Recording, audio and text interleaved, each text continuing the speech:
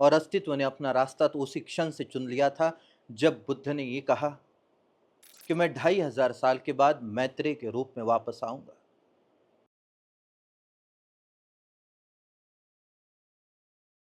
बुद्ध के जाने के कुछ समय पहले की ही ये घटना थी कि बुद्ध को पूछा गया कि हे तथागत, क्या सच में अब आप वापस नहीं आएंगे? तो बुद्ध ने कहा कि मैं 2500 साल के बाद मैत्रेय के रूप में आऊंगा। हजारों साल गए, शताब्दियां बीती, और जब आदमी ने इन ग्रंथों को पिछले 200-400-500 सालों से जरा ज्यादा ही दुनिया भर में ग्रंथ बड़े इजीली अवेलेबल हुए, तब इस चीज की भी अंदाजा आ गया कि भाई बुद्ध के 2500 साल पूरे होने में, और आदमी काम में लग गया। और उसमें का सबसे बड़ा काम हाथ में लिया थियोसॉफिकल सोसाइटी।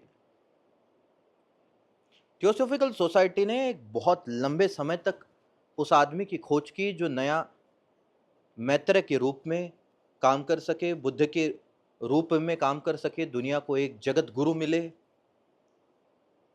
और इसलिए जे कृष्णमूर्ति को तैयार किया गया और बड़ी मेहनत ली गई जे कृष्णमूर्ति पे, जितना तुम सोच भी नहीं सकते। अगर तुम जे कृष्णमूर्ति की जीवनी पढ़ोगे तो तुम पाओगे कि बिल्कुल एक गरीब बच्चा,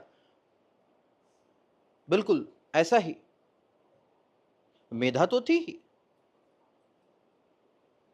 समझ तो थी ही उनमें, यूं ही तो नहीं उठाएंगे किसी को, लेकिन बिल्कुल गरीब परिवार का बच्चे को यूं ही उठाकर उस पर इतना काम किया गया कि जे कृष्णमूर्ति ने अपने को पाया। कथाएं यहां तक जाती है कि जे कृष्णमूर्ति को मैत्रेय के रूप तक ले जाया गया और उनका संवाद हुआ,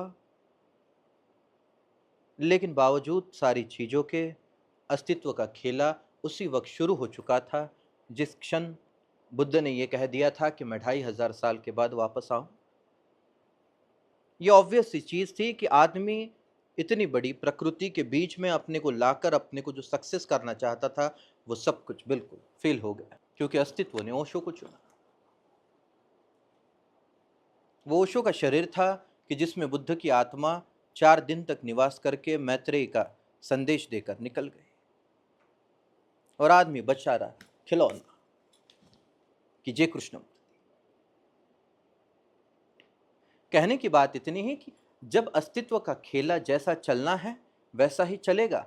बुद्ध के पिता ने भी बहुत व्यवस्था की थी कि बुद्ध दुख से परिचय ना पाए, लेकिन अस्तित्व का खेला। और मजा यह है कि जिस दिन वो बाहर निकल ले उसी दिन मौत होए, और दिखे भी तो मौत और दिखे भी तो दुख। उस रास्ते से भी घुमाया जा सकता था कि जहां पे ये सारी कुछ चीजें ना हो। मतलब हर शहर में एक ऐसा एरिया होता है ना कि जहां पे ऐसा लगता है कि भाई जी तो यही लोग रहे हैं, और बाकी एरिया ऐसे होते हैं भाई मर तो यही रहे हैं। तो जरूर सारथी के मन में कुछ गड़बड़ी, साले को पगार नहीं मिली होगी। कि हाँ, उसको पता होगा क्योंकि भाई दरबार में ही काम करने वाला आदमी है, तो कथाएं तो हर और होगी ही। और दरबारियों को कथा ना पता तो किसको पता। मैंने बहुत बार इस कथा को कई बार कई लोगों से सुना है, टीवियों में देखा है, किताबों में पढ़ा है, और मैं हमेशा हैरान रहा कि उस सारथी का पता करूं पहले, क्योंकि बराबर उसी रास्ते से ले गया बुद्ध को जहां दुख था, जहां परेशानी थी, जहां मौत हुई थी। क्योंकि जितना इतिहास को मैंने पढ़ा है कि एक वेदिका जो होती है कि मतलब एक एरिया जो होता है वो राज्य रजवाड़ों और मंत्री जनों के लिए, दूसरा एरिया की जो चीफ होते हैं या मतलब थोड़े पैसे वाले उन लोगों के लिए, फिर थोड़ा गांव से बाहर या बिल्कुल कॉर्नर पे, या जो गढ़ होता है मतलब वो किला होता है उसके बिल्कुल कॉर्नर पे बिल्कुल गरीब बस्ती को निर्मित किया जाता था कि मरे भी तो साले पहले वही। हाँ, और जो राज्य भी स्थापित होते थे वो इसी तरह से होते थे कि बीच में राजा का घर, बाद में मंत्री जन, फिर पैसे वाले, और बिल्कुल अंत में बिल्कुल गरीब लोग।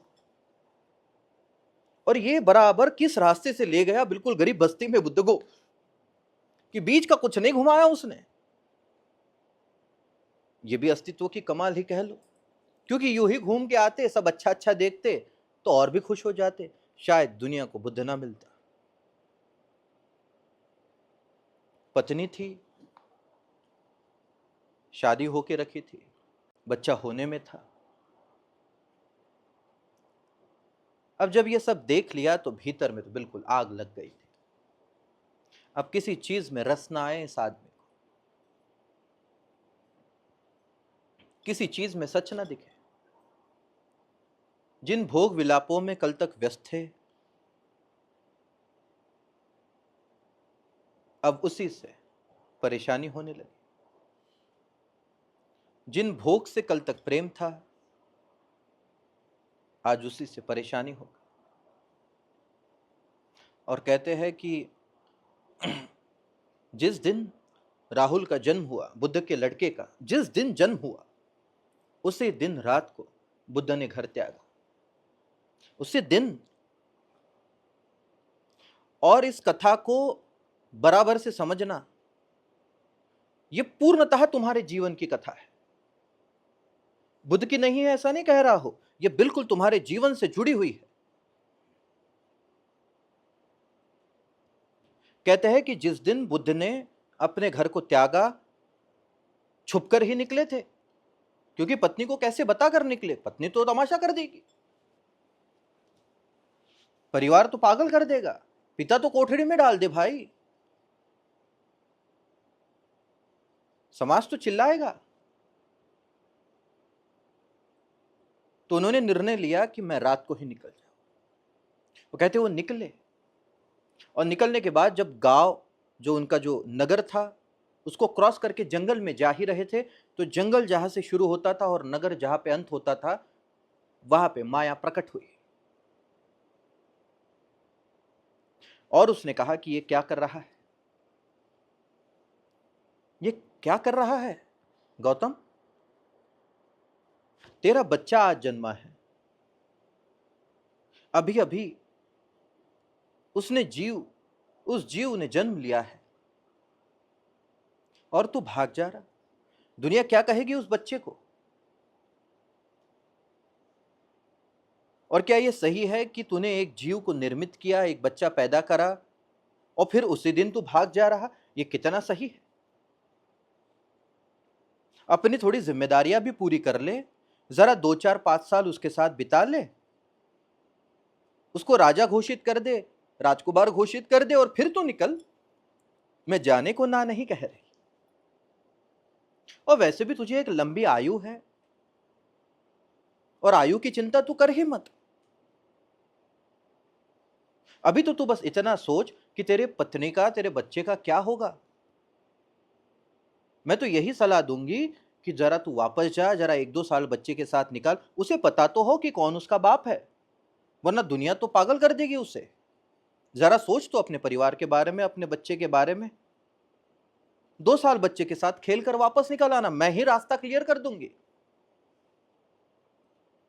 मैं ही तुझे बता दूंगी कि क्या है सारे रास्ते, क्या तू ढूंढना चाहता है। ये क्षण तुम कभी मत भूलना, ये क्षण बुद्ध के जीवन में जरूर हुआ होगा, लेकिन बाहर कोई माया प्रकट नहीं हुई होगी, ये माया उसके भीतर की ही होगी, ये गौतम के भीतर की ही। और ऐसी ही माया तुम्हारे भीतर भी है, जो हर बार तुम्हें इस यात्रा में चलने से रोक देगी, 100 कारण दे देगी कि अभी तो बस इतना सा, बस उतना सा, अभी ये हो जाए, अभी वो हो जाए, अभी थोड़ा उतना कर लूं, अभी थोड़ा बच्चे का कर लूं, अभी थोड़ा परिवार की जिम्मेदारी, अभी थोड़ा काम बाकी। ये माया तुम्हारे साथ भी 100 बार खेली, इसी माया ने तुम्हें भी 100 बार इस पथ से भटकाया। तुम ले लेते हो निर्णय कि करूंगा ध्यान, तुम ले लेते हो निर्णय कि रहूंगा साक्षी, और फिर कुछ ऐसा विचार प्रकट हो जाता है भीतर कि तुम हिले, तुम्हें 4 काम याद आए, तुमने कहा हाँ वो सब ठीक है, शाम को कर लेंगे, अभी तो अपनी टू डू लिस्ट पूरी करनी, अभी तो जो महत्वपूर्ण है वो थोड़ा कर लूं, अभी तो थोड़ा रुक ही जाओ, अब और कुछ कर लूं, अब और कुछ कर लूं। तुम भी अपने को 100 बहाने देते हो।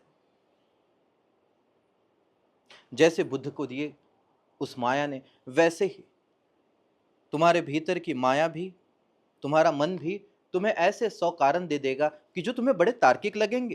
तुम कहो बात तो बराबर है कि समय कहाँ भागा जा रहा, गुरु कहाँ भागा जा रहा, अध्यात्म कहाँ भागा जा रहा, साधना ही है ना, कल कर ले, ध्यान ही है, अभी ये काम इंपॉर्टेंट।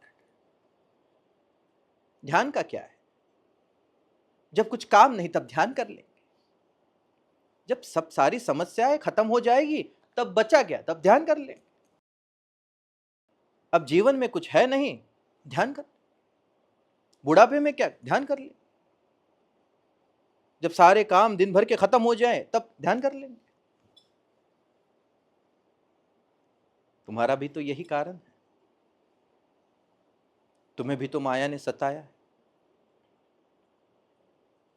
लेकिन बुद्ध सच में जिए हुए इंसान थे। उन्होंने कहा कि नहीं, चाहे दुनिया कुछ भी कहे, चाहे कुछ भी हो जाए, अब मैं और इस जगत में नहीं रह सकता।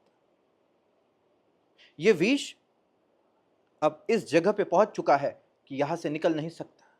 इस जगह को छोड़कर ही, इस जगत को छोड़कर ही मैं पता करना चाहता हूं कि क्या सत्य है।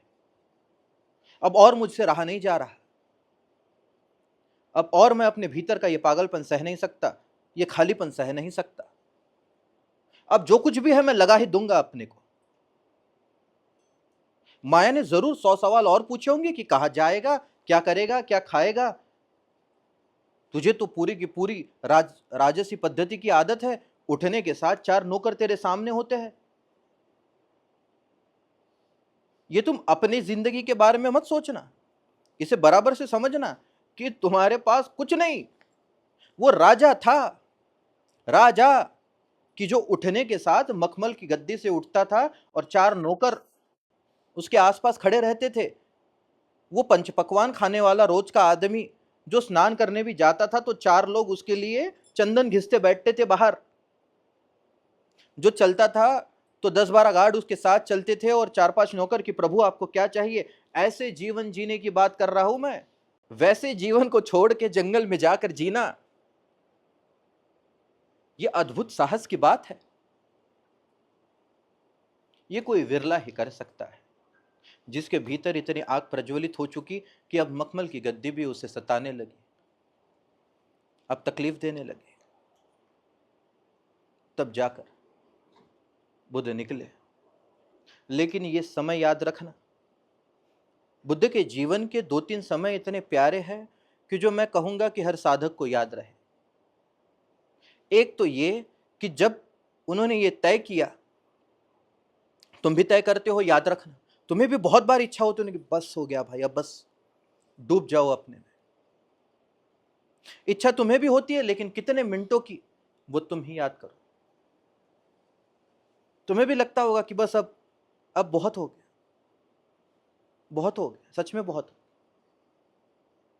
लेकिन 5 मिनट बीते और तुम्हारा नोटिफिकेशन बजा कि ये दुनिया अपनी है, फिर तुम बोलते हैं हाँ वो सब सच है, बस इतना काम कर लूं और फिर विल गेट यू बैक। यू ही जीवन बीत जाएगा। अगर उस दिन बुद्ध ने उस माया का सुन लिया होता, अगर उस दिन बुद्ध ने उस मन का सुन लिया होता, तो क्या ही बात होती। और दूसरी कथा बुद्ध के जीवन की कि बुद्ध अनेक गुरुओं के पास गए, जिसने जो कहा वो किया और इतनी ईमानदारी से किया जितना तुम सोच भी नहीं सकते। एक क्षण भी व्यर्थ ना गमाया, क्योंकि जिस क्षण को वो छोड़कर आया था वो परमता का था, उसके जीवन के सबसे महत्वपूर्ण क्षणों में था। मैंने तो ऐसे माता पिता देखे हैं कि जो बच्चा पैदा होने के बाद ढसा ढसा रोए हैं कि हाय रे मैंने क्या काम कर दिया। देखे ऐसे माँ बाप की भाई बिल्कुल बच्चा पैदा हो गया, उनकी आंखों से पानी निकले कि वाह जैसे सुपरमैन पैदा कर दिया उन्होंने। गधे, घोड़े, सुअर, कुत्ते, बिल्ली, तुम सब लोग पैदा कर रहे इधर, कोई विशेषता नहीं है उसमें, कोई ऐसी बड़ी बात नहीं है। वो कहीं मरा इसलिए तुम्हारे घर पे जन्मा, अब इसके लिए मैं रो या हंसू इतना तुम बता दो, इसका आनंद मनाऊं कि कहीं ये मरा इसके लिए रो दूं इतना भी याद कर लो। तुम्हारे घर पे जन्मा इसका आनंद मनाओ या कहीं कोई रो रहा इसका दुख, ये भी सोच लेना एक बार। तो गधे, घोड़ों और सूरों के जैसा तुमने भी कुछ पैदा कर ली, कोई विशेषता नहीं है उसमें, लेकिन वो फीलिंग मैं नहीं जानता। लोग कहते हैं ना कि, और जब माता पिता कहते हैं बचपन में कि तुम्हें तब समझेगा जब तुम माता पिता बन जाओगे, वो तो फिक्स डायलॉग होता है माँ बाप का बच्चों के लिए कि तुम क्या समझोगे माँ बाप का कलेजा, है ना। तुमने भी सुना होगा, हमने भी सुना है बचपन में अपने माता पिता से कि तुम क्या समझोगे माता पिता का कलेजा, वो जब तक नहीं समझोगे जब तक तुम नहीं। Fix dialogue. भाई तुमको समझ गया ना, अब तो समझ जाओ फिर।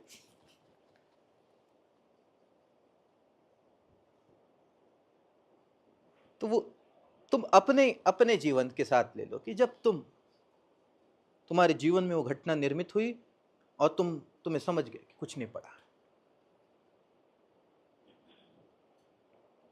और दूसरी कि जो आदमी अपने जीवन में इतने महत्वपूर्ण क्षणों से कुछ पड़ा नहीं है, उससे जो ये अनुभव हुआ कि बच्चा पैदा हुआ, लेकिन मैं तुमसे यकीन के साथ कहता हूं कि बुद्ध को कुछ भी फील नहीं हुआ हो। उल्टा उसके भीतर की जो खालीपन है वो इतना प्रचंड भड़का होगा कि जिसका तुम सोच नहीं सकते। उस दिन तो इसलिए तो उस दिन जरूर उन्होंने वो सब कुछ छोड़कर भागे, और ये कई महीनों से चल रहा था उनके भीतर कि खालीपन हर जगह दिख रहा। जिस चीज में भोग का अनुभव हो रहा, जिस चीज में भोग का अनुभव होता था, जिस चीज में प्रेम दिखता था, वो सब कुछ गायब हो गया और ये पागलपन चढ़ रहा है खालीपन का। इसलिए तो भाग पाए उस दिन। इसलिए जो कुछ किसी ने कहा वो सब कुछ इतने ईमानदारी से किया जितना तुम सोच भी नहीं सकते। एक चीज जो उनके जीवन में थी वो थी कि एक क्षण भी खाली ना जा पाए। मैं आंख भी झपकू तो अज्ञानता के साथ नहीं, ज्ञान के साथ। मुझे पता हो, बोध हो, बोध के साथ पलक झपकू, इतनी सचेतता के साथ उन्होंने पूरी यात्रा को कंप्लीट किया है।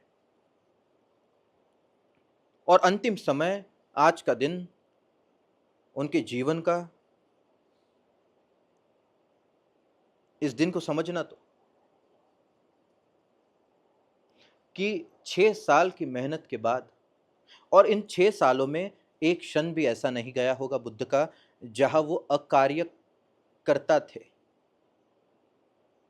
ऐसा एक क्षण भी नहीं था जब वो उसे ढूंढ नहीं रहे थे। ऐसा एक क्षण भी नहीं था जो वो खाली बिता रहे थे, यूं ही बैठ गए गप्पाए मारते, यूं ही बैठ गए हंसी मजाक में। मैं यकीन के साथ कहता हूं ये एक क्षण भी ऐसा नहीं गया होगा उनके उन 6 सालों का जहां वो अबोध से जिए। प्रति क्षण उसी की चाहत, प्रति क्षण बस उसी की याद, प्रति क्षण कुछ ऐसा तड़प कि कुछ ऐसा कर जाऊं, क्या करूं क्या ना करूं कि वो प्रकट हो जाए, कि वो मिल जाए। और फिर आता है आज का दिन कि आज के दिन से 3 महीने पहले, मतलब जिस दिन बुद्ध जागरूक हुए उसके बराबर 3 महीने पहले कोई एक बेवकूफ उन्हें मिला और उसने कहा कि तुम्हें पता है कि एक जागरूक आदमी एक भुईमुख होता है, कहते हैं दाना, शेंगदाना, हिंदी में क्या कहते हैं उसको, मूंगफली, कि मूंगफली के एक दाने पर जीता है जागरूकता। मूड से शुरू करता है और एक दाने पर आकर रुक जाता, और वो शुरू हो। जिसने जो बोला, तुम ईमानदारी देखो। इसलिए इस पथ की सबसे प्यारी बात यह है कि गुरु महत्वपूर्ण नहीं है, साधक महत्वपूर्ण है ज्यादा। क्योंकि बुद्ध के कोई गुरु नहीं थे, बुद्ध को कोई गुरु मिला भी नहीं। मैं दो तरह से देखता हूं इस चीज को। ऐसा नहीं था कि उस वक्त पृथ्वी पर कोई गुरु नहीं था, उतना पात्र नहीं था कि बुद्ध का गुरु बन पाए, क्योंकि शिष्य तो वो थे। और याद रखना कि हमारे पुराने शास्त्र हो या अपना अनुभव भी तुम कह लो जीवन का, कि जब शिष्य तैयार होता है तब गुरु प्रकट होता है। तो ऐसा क्या हुआ था कि इतना पात्र शिष्य और गुरु उसके सामने प्रकट ना हो पा रहा, या कोई कहीं से आकर भी बुद्ध के सामने प्रकट ना हुआ, ना मिला? क्या इस देश में, इस दुनिया में कोई एक जागरूक पुरुष तक नहीं था उस वक्त? ऐसा तो हो नहीं सकता, ऐसा हो ही नहीं सकता। शायद बुद्ध को गुरु की जरूरत ही नहीं थी। उनकी प्यास इतनी बड़ी थी कि गुरु की जरूरत ही नहीं थी, क्योंकि ये गुरु भी जानता है कि कुछ भी कर लो, कुछ ना हो पाएगा जब तक तुम्हारी करने की चाहत ना गिर जाए। और जो इतनी पागलता के साथ, इतने पागलपन के साथ अध्यात्म में कूदा है, जो इतनी भीतर की आग के साथ इसमें कूदा है, वो तो क्या कुछ करने को राजी ना हो जाए। अब उसको कुछ करने से बचाना, यही सबसे बड़ी समस्या है। शायद इसलिए कोई गुरु ओशो के, अबला बुद्ध के सामने कभी प्रकट ना हुआ। ऐसा मेरा अपना मानना है कि आदमी इतनी ऊर्जा से भरा हुआ था कि इसे जो दो वो कर ले, तो इसका करना ही टूटना जरूरी था। इसकी जो चाहत थी परमात्मा की प्राप्ति की, वही टूटनी जरूरत थी। इसलिए शायद कभी कोई गुरु उनके सामने ना आए। बाकी विधि तो वो जो कर रहे थे वही सबसे महत्वपूर्ण थी, कि बोध के साथ जीना। चाहे किसी ने दी हुई प्रोसेस हो, उन्होंने बस बोध के साथ वो कर ली। तो साक्षी शब्द बहुत कम आता है बुद्ध की वाणी में। बुद्ध की जितनी भी वाणी, जितना भी उन्होंने काम किया, वो सब पाली भाषा में ही है। और उन्होंने बोध का इस्तेमाल ज्यादा किया, कि बोध पूर्वक जियो, बोध पूर्वक उठो, बोध पूर्वक देखो। ये अंतिम क्षण आ गया कि जब 3 महीने हो गए और पिछले 1 हफ्ते से वो एक मूंगफली के दाने पर जी रहे थे। शरीर बिल्कुल ऐसा हो गया कि बिल्कुल लुकड़ा, हड्डी। शरीर में इतना भी त्राण ना बचा कि चल पाए। तो कहते हैं कि शाम का वक्त था और वो गिर पड़े। गिर पड़े। एक छोटी सी नदी थी बाजू में, वो भी उनसे क्रॉस नहीं हो पा रही थी। और अब उन्हें पहली बार सताई वो चीज जिसके बारे में उन्होंने शायद 6 सालों से कभी सोची भी ना। उस नदी के पात्र में उन्हें अपनी परछाई दिखी और वो बिल्कुल हिल गए। उन्होंने अपने शरीर को देखा और वो जड़ हो गए। और उनके भीतर एक पछतावा निर्मित हुआ, जरूर हुआ हो, कि ये मैंने क्या ही कर लिया अपने जीवन के साथ। क्या था मेरा शरीर और क्या मैंने कर लिया। इतनी पागलता के साथ मैं लगा। जिसने जो कहा उसने वो हर चीज की, एक क्षण भी ना गमाया, और फिर भी कुछ मिला नहीं। कि शायद इस जगत में कुछ प्राप्त करने जैसा है ही नहीं। ये दुख ही सच्चाई है, ये भीतर का पागलपन ही सच्चाई है। शायद कुछ है ही नहीं। इस भाव से ही भरे होंगे। कर कर के पागल हो चुके थे। कैसे तो भी उनके एक पेड़ के पास जाकर बैठे, इस सोच के साथ कि बस हो गया पागल। याद रखना, शायद बुद्ध ग्रंथ इस कथा को ना माने, वो कुछ और कथा कह दे, लेकिन मैं तुमसे कहता हूं कि कथा यही है कि वो उस पेड़ के पास जाके बैठे थे, बिल्कुल ऐसी दशा में कि थक चुके, परेशान हो चुके, बस हो गया। खुद से परेशान थे, कुछ प्राप्त ना हो रहा, इससे भी परेशान थे। विचार प्रचंड चल रहे होंगे, थक चुके थे, सच्चाई में थक चुके थे, ईमानदारी से थक चुके थे, कर कर के थक चुके थे। और थोड़ा शांति से बैठ ही जाओ, बस हो गया पागलपन, ये सोच के साथ आंख बंद की और प्रकट। प्रकट। वो चीज जो कर करके इतनी मेहनत किस्से के साथ ना प्रकटी, फाइनली गौतम बुद्ध बन चुके थे। इसी पूर्णिमा की रात बुद्ध के जीवन में वो प्रकाश उतरा कि जिससे ये ब्रह्मांड नहाया आनंद से। कहते हैं कि जब बुद्ध को ज्ञान हुआ और उन्होंने आँख खोली तो वापस से माया प्रकट हुई और उसने कहा कि बस कर, चल वापस चल, तुझे मैं चक्रवर्ती सम्राट बनाऊं। क्या हालत कर ली तूने अपनी, मैं तुझे सबको दुनिया का सारा धन दे दूंगा, दुनिया की सारी ताकत, चल तू वापस। इतना मेहनती बच्चा अगर इस माया को मिला होता तो क्या ही। तो कहते हैं कि बुद्ध ने कहा कि अगर कल तक कहती तो शायद मैं तैयार भी हो जाता, लेकिन अब नहीं, अब हो चुका, अब मैं समझ चुका जो समझना था। तो उस माया ने कहा कि ये जो तुझे लग रहा है ना, ये भी तेरा भ्रम है। तो कहते हैं कि बुद्ध ने जमीन को स्पर्श किया और कहा कि ये पृथ्वी ही मेरी साक्षी है, ये पृथ्वी ही मेरी साक्षी है जो मैं बना। इस कथा को मैं पूरी तरह से नहीं मानता, इसलिए क्योंकि तुम उन पुराने ग्रंथों को अगर देखोगे तो हर ग्रंथ में तुम पाओगे कि जागृति के बाद के कुछ टिक पॉइंट्स है कि ऐसा होता वैसा होता। हमारे यहाँ पे तो ऐसे भी ग्रंथ है कि जहां पर शुक मुनि के बारे में है कि शुक मुनि को खुद ही को लगता है कि मैंने उस सत्य को जाना या नहीं, कि अभी भी कुछ बाकी है। तो उसकी परीक्षा के लिए बहुत सारी चीजें रची गई। तो उस वक्त का वो एक पैटर्न था कि जागृत पुरुष जागृत हुआ या नहीं, उस हिसाब से कुछ चीजें लिखी जाती थी। लेकिन जब बुद्ध जागृत हो ही गए तो काहे का राक्षस और कौन ही प्रकटे सामने। तो इस कथा को मैं ज्यादा महत्व नहीं देता। ऐसे हुए बुद्ध जागृत। 6 साल की अनंत कला, पागलपन, बेवकूफ़ी, जिसने जो कहा वो, लेकिन इतनी ईमानदारी से कि जितना तुम सोच भी नहीं सकते।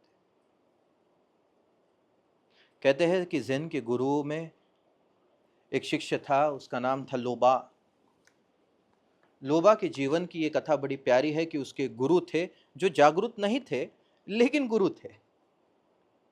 लेकिन लोबा का इतना प्यार था उनके गुरु पे, इतना प्रेम था अपने गुरु से कि तुम सोच भी नहीं सकते। और लोग कहते थे कि अरे लोबा तेरा गुरु पागल है, कुछ जागृत वागृत तो है नहीं। वो कहता तुम कुछ भी कहो भाई, मैं अपने गुरु के प्रेम में, बात खत्म, मैं गदगद। तो लोग ने कहा कि अच्छा तेरे गुरु में इतनी ताकत है ना, तो जा वो गांव के बाहर एक झरना है, वहां से कूद के दिखा और जिंदा लौट के दिखा तेरे गुरु के नाम के साथ, हम मान जाएंगे तेरे गुरु को। बोले इतनी सी चीज, मुझे लगा पृथ्वी उथरी उठाने को कह दो, ये तो छोटी चीज है मेरे गुरु के लिए, पगलो तुम जानो क्या मेरे गुरु। कहते हैं लोबा नाचते नाचते गया, पूरा गांव इकट्ठा हो गया था। वो झरने पे चढ़ा, उसने मार दी छलांग, बिल्कुल पानी में सीधा, और ऊपर लोबा चलते बाहर आया नाचते हुए। लोबा का गुरु और गुरु के साथी भी वही थे, लोबा के दोस्त भी वही थे, गुरु बंधु और पूरा गांव। अब लोग लोबा लोबा कर रहे और उनके गुरु का नाम जप रहे। अब गुरु भी हैंग। लोबा पानी वानी से तो बाहर आ गया और गुरु ने देखा, अब लोग गुरु की वाह वाह कर रहे, जय जयकार कर रहे, गुरु को कंधे पे उठा लिया, सब सर झुका रहे, सब कुछ पूरा का पूरा ताल तमाशा होने के बाद गुरु ने लोबा को साइड में खींचा, बोले देख मैं सच में नहीं हूं रे बाबा, ये किया कैसा उतना बता। बोले गुरु देखा, जिसने सब कुछ जान लिया वो इतना सरल है कि ये मान भी नहीं रहा कि सब आप ही ने कर दिया करके। तब गुरु ने कहा कि आज मैं समझा कि चाहे गुरु हो ना हो, शिष्य का भाव सबसे महत्वपूर्ण। अगर तुम सच्चे शिष्य हो, और किसी गुरु के नहीं कह रहा हूं मैं, आध्यात्म के प्रति अगर तुम सच्चे हो तो तुम पहुंच ही जाओगे। वैसे ही बुद्ध के साथ, बुद्ध की सारी शिक्षाएं बड़ी ही तार्किक है। बुद्ध उन लोगों में है कि जो बिल्कुल एक वैज्ञानिक अप्रोच निर्मित करते हैं, ये कहते हुए कि जानो, समझो, अनुभव करो। उन्होंने देवताओं का विरोध किया, वेदों का विरोध किया, शास्त्रों का विरोध किया, और हमने उनका विरोध किया। ऐसा कैसे छोड़ेंगे? जागृत आदमी इस पृथ्वी पे चल ले, अरे हट, धर्म के ठेकेदार कम है दुनिया में। चाहे किसी भी धर्म के हो,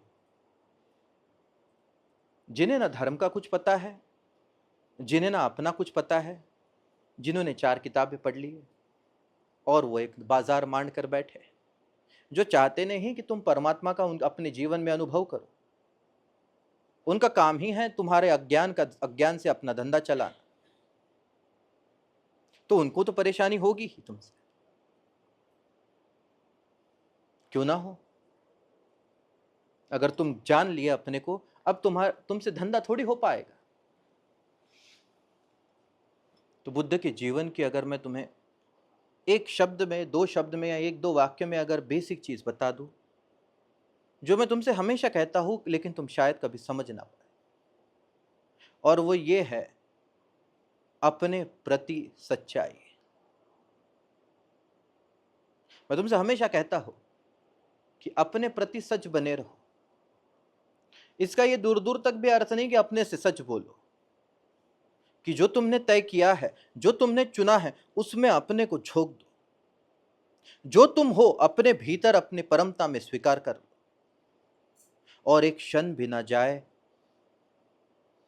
ऐसे जियो, एक क्षण भी अबोध के साथ ना जाए ऐसे जियो, एक क्षण भी खाली ना निकल जाए ऐसी साक्ष्य में तुम नाचो, गाओ, घूमो, डुलो, अपना काम करो, अपना परिवार बनाओ। एक कथा है बुद्ध के जीवन की, वो इतनी प्यारी है कि जब बुद्ध को ज्ञान हुआ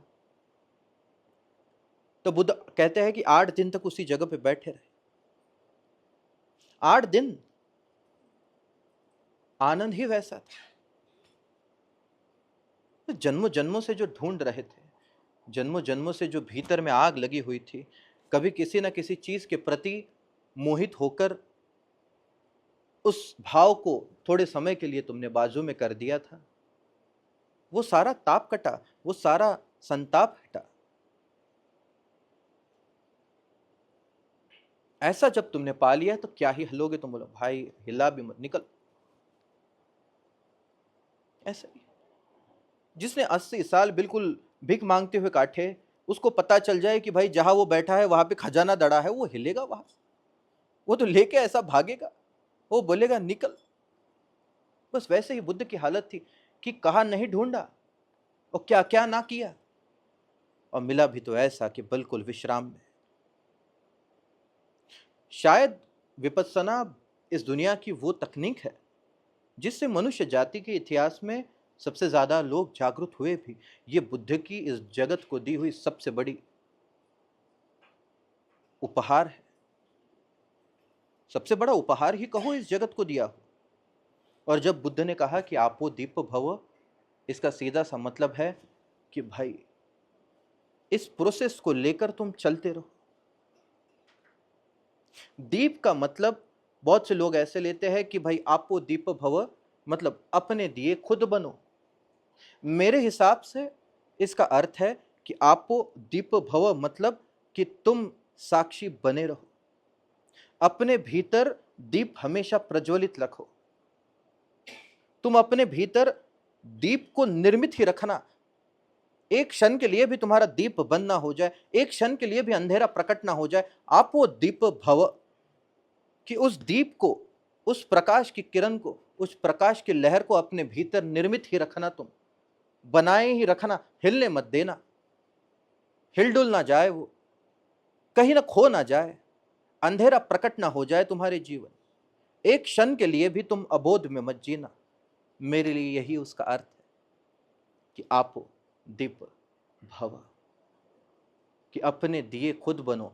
तुम बस उस दिए की तरह अपना साक्षी अपने साथ संभाल के रखो। और भव, तुम वो प्रकट हो जाएगा तुम्हारे भीतर जो प्रकट होने जैसा है। तुम बस चिंगारी लगा के रखना, अग्नि वो लगा देगा। तुम तीली लगा के हाथ में बैठे रहना, प्रकाश वो पैदा कर देगा। तुम अपने को संभाल कर बैठे रहना, तुम पाओगे कि अपने से उसका आगमन हो चुका। ढूंढना मत, पागलपंती मत करना, बेवकूफों के जैसे मन के सहारे मत जीना। कब होगा, कब होगा, और क्या क्या करूं, और क्या क्या करूं। इस कथा को याद रखना कि अपनी औकात जीरो। बुद्ध की कथा के सामने अपनी है कुछ नहीं, अपन है पार्ट टाइम मेडिटेटर। अपने से सड़ा अपने घर का भांडा भी नहीं छूट रहा, अपने से अपने घर का पेला भी नहीं छूट रहा अभी तक। हाँ समझे, कान का बूंदा बूंदा किधर हिल जाए और चप्पल वप्पल ना मिले तो रात को नींद नहीं आती हमको। अगर गलती से अगर तुम्हारा पर्स गिर गया जिसमें 200 रुपए थे तो 4 दिन तुम्हारे दिन खराब जाएंगे। गलती से अगर तुम्हारे बाजू वाले से झगड़ा हो गया तो तुम जिंदगी भर भूल ना पाओगे। भूल पाओगे क्या? नहीं। गलती से अगर तुमने 10,000 जा रहे डाले अगर शेयर्स में और कल 8 दिखे तो 4 दिन अपने को नींद नहीं, 1 रोटी कम खाएंगे अपन। ये अपनी सच्चाई है। उस आदमी ने क्या छोड़ा? सब कुछ। अपने से 4 आना नहीं छूट रहा। अपन है पार्ट टाइम मेडिटेटर। तो मेरे पास अगर आके 2-3 साल के बाद कोई बोला मैं जागरूक हूं, मैं चप्पल से मारूंगा, फेंक फेंक के मारूंगा। और मैं अभी से डायरी मेंटेन कर रहा हूं गालियों की, सब तुम्हारे लिए ही है। 10-10 बार बुद्ध की कथा सुन लेना इस वीडियो के द्वारा कि अपनी मेहनत कितनी, उसकी मेहनत कितनी। कहने की बात कि अगर तुमने सच में आध्यात्म को समझा है, सीरियसली लिया है अपने जीवन में, थोड़ा भी इसका महत्व तुम लेते हो, समझते हो, तो बस करो, सच में बस करो। अपने को मूर्ख बनाना बस करो। बस करो का मतलब सब कुछ छोड़ के इधर आ जाओ ये नहीं बोल रहा मैं। बस करो का इतना ही मतलब है। नहीं तो भाई चलो बस करो मतलब हाँ हाँ हट भग, जगह नहीं इधर भागो घर पे। बस करो का इतना ही मतलब है कि कितना पागलपन अपने भीतर चलाओगे, कितनी बेवकूफियों में और तुम्हें जीना है, कितनी नई वासनाएं तुम निर्मित करोगे, कितनी नई और इच्छाएं तुम नई निर्मित करोगे, कितना तुम इस पागल की दौड़ में और दौड़ते रहो। बस इतना ही मतलब। बोध का मतलब है जहां तुम हो, जैसे तुम हो, जिन परिस्थितियों में तुम हो, वहां पर अपने दीप के साथ जीते रहना। आपो दीप भव। अपने दिए खुद बनने का मतलब है कि अपने साक्षी को बस बरकरार रखो। मेरे लिए बुद्ध का अर्थ तुम्हें दुनिया समझा चुकी। बुद्ध कहते हैं कि अपने दिए खुद बनो। इसका मतलब है कि अपनी तलाश खुद करो, किसी पर डिपेंडेंट मत रहना, मान मत लेना। बुद्ध को भी भगवान मत मान लेना। इसलिए तो बुद्ध जब गए तो बुद्ध ने कहा कि मेरी एक मूर्ति मत बनाना। लेकिन आज दुनिया में सबसे ज्यादा मूर्तियां बुद्ध की है। 500 सालों तक बुद्ध की कभी कोई मूर्ति नहीं बनी। तुम जानकर हैरान होगे कि बुद्ध बार्ड थे, मतलब टकले थे। वो आदमी जैसा खुद जिएगा वैसा ही बताएगा, ऐसा आदमी था। तुम पाओगे कि बुद्ध के भिक्षु टकले होते हैं, हाथ में खप्पर, और बिल्कुल 1-2 कपड़े का ही उनका वचन होता है।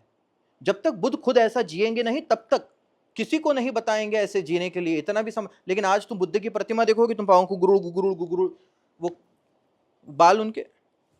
फिर कोई कह देते हैं कि नहीं वो बाल नहीं थे, वो तो जब वो साधना कर रहे थे वो शिंपल्या मोत्या सर पे चढ़ गया। वो असते ना गोगल गाय डोक्यावर चढ़ले, हो सांगणारे हाय, बताने वाले है ऐसे, मूर्ख है, गधे है साले। बात ऐसी हुई थी कि जब पश्चिम के लोग इस ओर आए और उन्होंने बुद्ध की ग्रंथों को पहली बार पढ़ा तो वो इतने बुद्ध से बिल्कुल प्रभावित हुए। और उन लोगों को आदत थी, पश्चिम के लोगों को, कि हर चीज की मूर्ति बनाना। और उनके लिए घुंघरालू बाल शाही का प्रतीक है, शाहीता का। इसलिए अगर तुम यूरोप जाओगे या थोड़ा भी ईरान के आगे जाओगे यूरोप की ओर हल्का सा भी, तो तुम पाओगे वहां पर जितनी भी मूर्तियां हैं वो उनके सबके घुंघरालू बाल है, बिल्कुल सबके घुंघरालू बाल। क्योंकि घुंघरालू बाल होना उनके लिए शाही का प्रतीक है। इसलिए तुम पाओगे वहां के जो जजेस वगैरह भी है, पुराने मूवी में देखते होंगे कि जजेस ऐसी वीक लगा के आते हैं जहां पे घुंघरालू बाल होते। या अगर तुम कभी यूरोप में जाओगे तो वहां की जितनी भी मूर्तियां वहां पे तुम घुंघरालू बाल दो। उनके लिए घुंघरालू बाल होना शाही का प्रतीक है। और पहली जो मूर्ति बनी बुद्ध की वो भी उसी और बनी, ईरान वीरान के साइड पे। इसलिए बुद्ध की जितनी भी मूर्तियां हैं वहां पे घुंघरालू बाल बनाए गए हैं, वो कोई गोगल गाय नहीं है। शायद इसलिए बुद्ध ने कहा होगा कि मेरी मूर्ति मत बनाना, क्योंकि बुद्ध जानते थे कि उनके जाने के बाद लोग उन्हें भगवान बना ही देंगे, बस उनकी पूजा पाठ शुरू कर देंगे और सच्चा रास्ता भूल जाएंगे। ये बुद्ध का अंतिम वचन अद्भुत है कि आपो दीप भव, अपने प्रकाश खुद बनना, अपना रास्ता खुद तलाशना, अपनी जोत को अपने हाथ में लेकर ही घूमना। और जोत अपने हाथ में लेने का अर्थ है कि जो दिखेगा वही सच्चाई, और जब तक वो नहीं दिखता तब तक उसको मानने की कोई जरूरत ही नहीं। कहते हैं कि बुद्ध के पास एक आदमी आया, उसने बुद्ध से कहा 100 सवाल है मेरे पास और मैंने सुना है कि आप हर सवाल के जवाब दे देते। बुद्ध ने कहा कि बिल्कुल, एक क्या 1000 को दे दूंगा, ये क्या बात है पगले, इधर बैठा है उसलिए मैं 1000 क्या 10,000 के दे दूंगा। लेकिन जिससे सवाल पूछने आया वो बड़ा हुआ, बोले हाँ। तो बोले वो डिसाइड करेगा कि कब देगा, बोले हाँ। तो बोले फिर ठीक है, मैं तेरे हर सवाल के जवाब दूंगा, 5 साल यहां पे बैठ जा। अब इतना बोलते ही वो बोला हाँ ठीक है, बोले सुख। इतना बोलते ही बाजू वाला आदमी जोर जोर से हंसने लगा, ऐसा हंसा कि बिल्कुल ओरिजिनल हंसी। उसने कहा उस आदमी को आए हुए कि बोले बाबू अभी पूछ, ये आदमी घाती है, मैं भी आया था 5 साल पहले, मैंने भी इसको पूछा था इस आदमी को कि मेरे भी सवाल है, इसने कहा कि 5 साल बैठ। बोले मैं भी बैठा, और बैठे बैठे बैठे बैठे सवाल क्या, मैं भी विदा हो गया। 5 साल के बाद ये आदमी आके मेरे को सता रहा कि तेरे 5 साल हो गया, अब सवाल की, मैं भग, तू भग साले, तूने घात कर दिया, मेरा सवाल क्या, मुझे भी डुबा दिया। तो बोले तुझे भी डुबा देगा, तू अभी से समझ ले, तू भी भाग, नहीं तो अभी सवाल पूछ और निकल इधर से। गुरु तो वो है कि जो जवाब ना दे, सवाल मिटा दे, वो गुरु। वो नहीं तो क्या मंग, वो प्रोफेसर थोड़ी है कि तुम 100 सवाल पूछो और हल सवाल का तुम्हें जवाब देता जाए और तुम्हारे नए नए सवाल आते जाए। गुरु वही जो सवाल ही मिटा दे, और सवाल क्या मिटा दे, सवाल पूछने वाले को भी मिटा दे देते। बुद्ध के जीवन को याद रखना, सच में याद रखना, क्योंकि ये तुम्हारी कथा भी है कि जब बुद्ध 8 दिन मौन थे तब एक बड़ी प्यारी घटना घटी कि कहते हैं कि देवता प्रकट हुए और देवता ने बुद्ध से विनती की कि हे तथागत, आपने जिस ज्ञान को जाना है, आप मौन बैठे रहेंगे तो कैसा होगा। सदियों में कभी ऐसा होता है कि ऐसी जागृति को कोई उपलब्ध हो पाए कि जागृत तो बहुत है, जाने हुए तो बहुत है, लेकिन इतनी प्रखरता के साथ जो तुमने जागृति का अनुभव किया है उसे आप ना बांटेंगे तो क्या होगा इस पृथ्वी का। हम तो भाई मतलब दिन रात आपके पीछे चल रहे थे, हम तो बस राह देख रहे थे, हम तो गिनती गिन रहे थे कि कब तथागत आप इस प्रखरता में खुद को जाने, कब आप अपने को जाने और हम जैसों को, इस पृथ्वी को धन्य धन्य कर दे। तो बुद्ध ने कहा कि क्या ही बोलूं और किससे ही बोलूं, जो इस पथ पे है, जो वो पाना चाहते हैं उन्हें तो वो मिल ही जाएगा, और जो इस पथ को समझ ही नहीं सकते उन्हें क्या ही समझाओ, वो तो मुझे ही गाली दे देंगे। उन्हें जीवन ना समझ पा रहा, वो मुझे क्या समझ पाएंगे। उनके अपने जीवन के अनुभव उन्हें दिशा ना दे पा रहे, वो मुझसे क्या सीखेंगे। तो देवता ही होते। तिगड़म लगा लिया थोड़ा सा, बोले लेकिन प्रभु बीच के, बोले कुछ ऐसे है कि जो ज्ञान से भी भरे हुए नहीं है और अज्ञान से भी भरे, जिन्हें थोड़ी सी परमात्मा की चाहत तो है लेकिन अभी जीवन में भी थोड़े फंसे हुए हैं, वो बीच के। अगर आपकी वाणी उन्हें मिल जाए तो उन्हें सहारा मिल जाए, उनके लिए बोल दे तथागत। और कहते हैं कि बुद्ध राजी हो गए। अच्छा ही हुआ, देवता भी कभी कभी अच्छा काम कर देते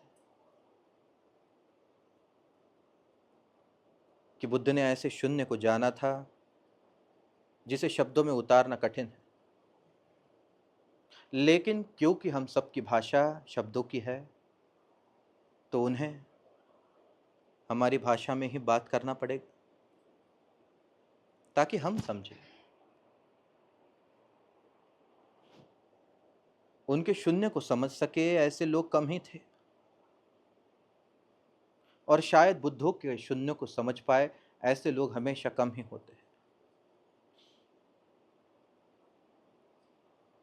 मैं तुमसे कहूंगा कि तुम भी आपो दीप भव बनना। अपने भीतर की ज्योत को, अपने बोध को जितना भी तुम अपने साथ रखो उतना बेहतर। इस बुद्ध पूर्णिमा अपने लिए कुछ कर पाओ तो इतना निर्धार कर लेना कि जब तक अपने को जान ना लूं,